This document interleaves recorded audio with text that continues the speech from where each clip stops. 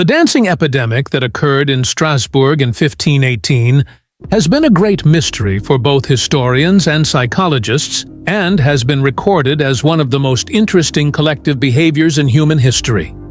This event was not just an ordinary dance craze, it was a reflection of the socio-economic, religious, and cultural structures of the period. So what lay behind this interesting event in Strasbourg? Why did so many people start dancing uncontrollably? How did this epidemic spread? And what consequences did it have? In the summer of 1518, in the city of Strasbourg, located in today's Alsace region of France, the first person who started dancing consciously was Frau Troffea, a very ordinary woman at that time. But soon, Frau Troffea's dancing begins to impress other people. First, a few people join him, and behind him, a growing crowd forms. Within a few weeks, hundreds of people begin to take part in this strange dance, and some become he dies due to physical fatigue and stress.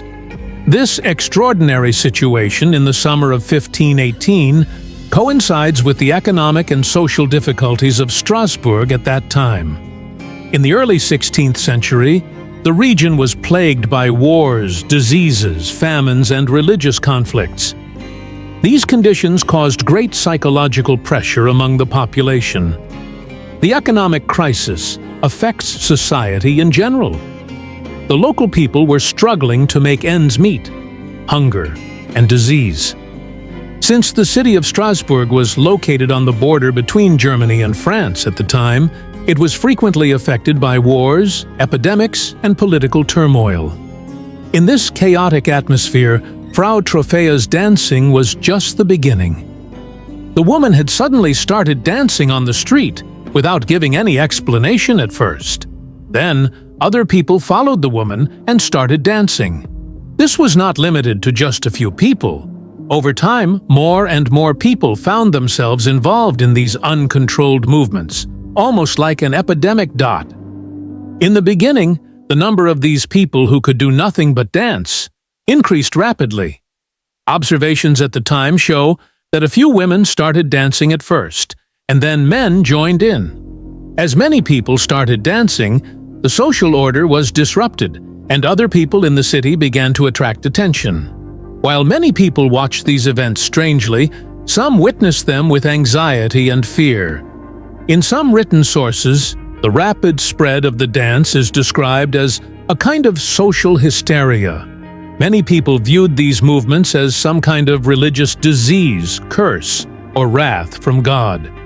The church began to look for solutions to fix the dancing. Some priests suggested prayer and repentance to combat this madness. But unfortunately, neither prayers nor religious ceremonies were enough to stop the situation.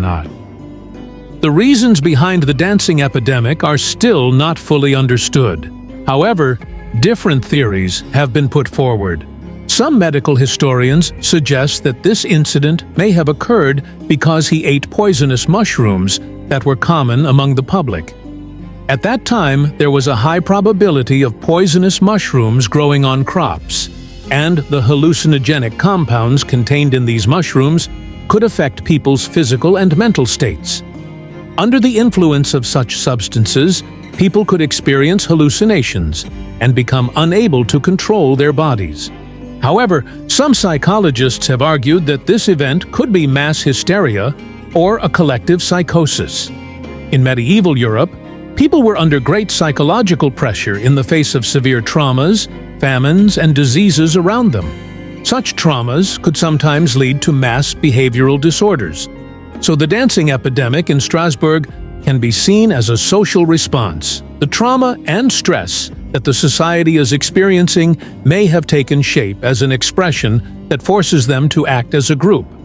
One of the most interesting aspects of the dancing epidemic in Strasbourg in 1518 is its relationship to the religious context of the time. At that time, diseases were often considered God's wrath. Therefore, much of the public interpreted the dance as a form of divine punishment, a curse sent by God. The Church attempted to improve the moral situation of society by associating the incident with a sense of religious guilt. However, There is also the view that the dancing epidemic is a social reaction and a psychological disorder. At that time, people were subjected to a lot of psychological pressure, hunger, and disease.